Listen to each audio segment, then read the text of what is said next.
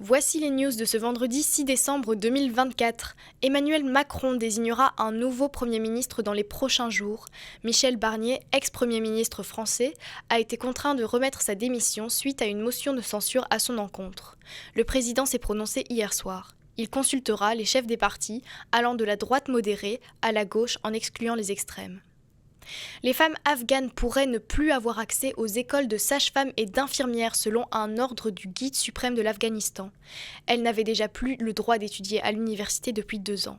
Cette mesure risque d'accentuer la pénurie du corps médical du pays. Selon l'ONU, ces femmes sont déjà victimes d'un apartheid de genre.